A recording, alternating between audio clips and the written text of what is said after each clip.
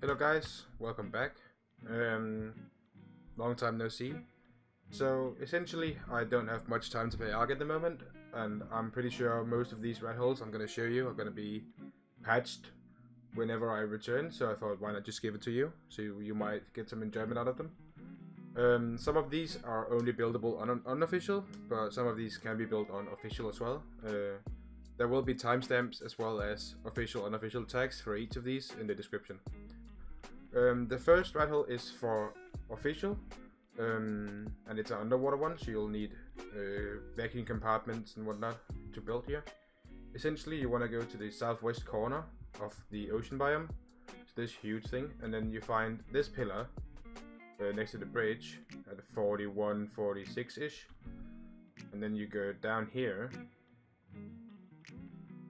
and then there's a small hole right here, and as you can see, the bachelor is too fat to fit in. The only underwater dino that can fit in is a turtle, which means that you're the only tank dino, I guess I could say. So you're really well suited for being offline for a longer period of time. This is all built with official settings on, which means you can actually fit quite a big base in here. I built these when I was preparing to move to small tribes, and we actually lived in this base for quite a while, or my tribe did, right up until they got banned from meshing on extinction, but that's another thing.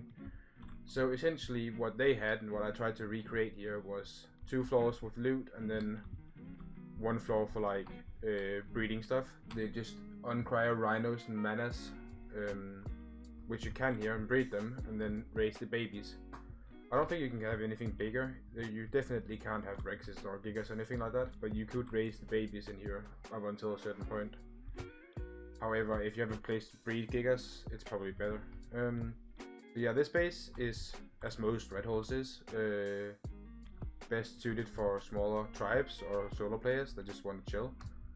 The only thing you need to be aware of here is that it is possible to mesh, which means you might need to either place some mesh turret yourselves up here, or down here, or just have a parasaur in a vacuum compartment and be online a bit. I don't think anyone's ever tried to mesh us, but I know of attempts that's been happening. What we did, we had a parasaur here, and then we had a wall, and since you're on Genesis, you won't be having any troubles with element, so any turtles that get sent in, you will just shred them. If you want to build out, you can have cliff platform towers outside here and here, which is what we did, and it worked out well. On small tribes, I think about half of the small tribes servers this is taken, and the other half there's like raided leftovers. I doubt that you can find. When I was preparing to move to small tribes, I think I checked maybe 30 Genesis servers, and it wasn't open on any of them. But if you have a mech or a lot of C4 or something like that, you can just clear it out. But yeah, let's move on to spot number 2.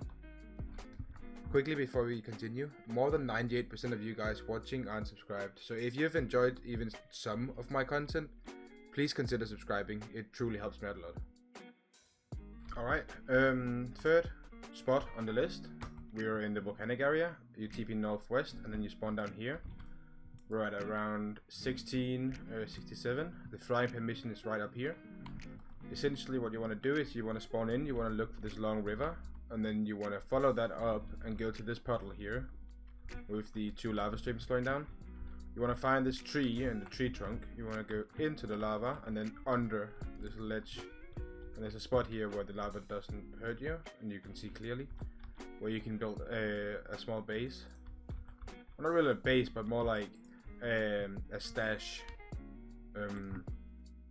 Probably fit some vaults, smithy, whatever you need to get started without dying. And obviously the Genesis lava is a fucking joke, so you don't take much damage from it at all, and you can easily get in here. I got gifted a base on small tribes that had been in this exact location on server 103, I believe, for more than like 3 months without any turrets, and it wasn't even touched. So yeah, essentially this spot is very good for up and comers. If you do decide to put turrets, I would put them on low or medium, so that they don't accidentally shoot people and alert them when they're flying above, or if they're flying above. But otherwise you should be fine. Alright, we're back at the third spot on our list. We're in the Lunar biome at around 1812. Yeah. You want to go to this area, you want to go down to the ledge, and you want to jump off and punch yourself back in here where you want to place cliff platforms. Again, this is unofficial only. My settings right now are official, so I can't show you. But what we did on MTS was that we had 3 or 4 cliff platforms around, and then a hole in the back for the skiff. And then one of the main advantages of this spot is that it's in range of the surface with a transfer tool, which means we came here with a bronto and a skiff, we farmed a bunch of stuff until cap, and then we transferred it in and went back to farming, which is 10 times faster than having to travel to one of the asteroids or another more AIDS location to get into. So yeah, we had cliff platforms, and then we had a few chandeliers going down, but we wouldn't go too far down because we didn't want to get found. And actually no one really found us on MTS, which is quite surprising, but really shows how little people actually scout on that server. So yeah, I would definitely recommend it for MTS or any other unofficial PvP servers. Alright, we're at the second to last spot on our list. Again, we're in the Lunar biome at 1428. You want to find this huge ass rock, and you want to go down here and find this little entrance. When you get here, there will be a crouch spot. I want to warn you, this spot might be considered mesh, so I wouldn't build here on servers that has very strict policies regarding this. However, on servers such as MTS or Ice Den or something, the chances are that the admins either won't find you, or that you'll just claim that you didn't see that there's an entrance to the mesh from up here, which I'll show you. There you go. So if you just claim that you haven't seen that, you'll probably be okay.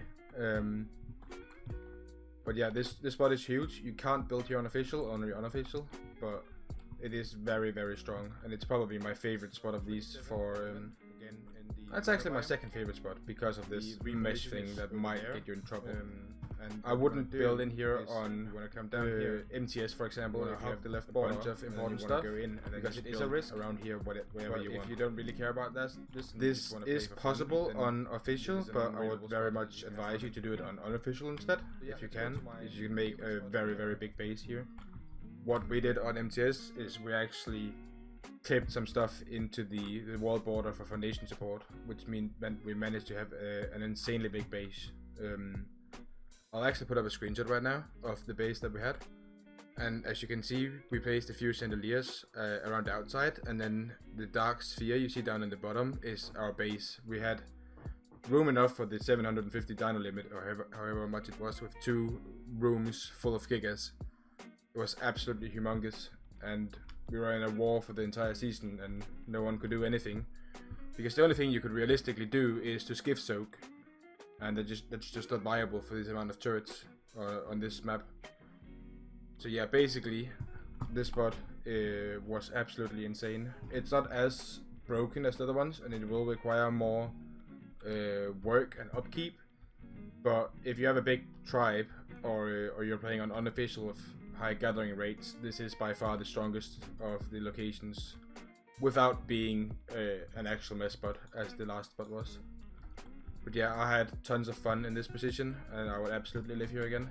One of the main advantages as well is that right above us there's a mission zone, which means if you get fobbed, they can't fob here. They can't put turrets, so you can just jump out and get TP'd up and fight, which is absolutely fucking broken.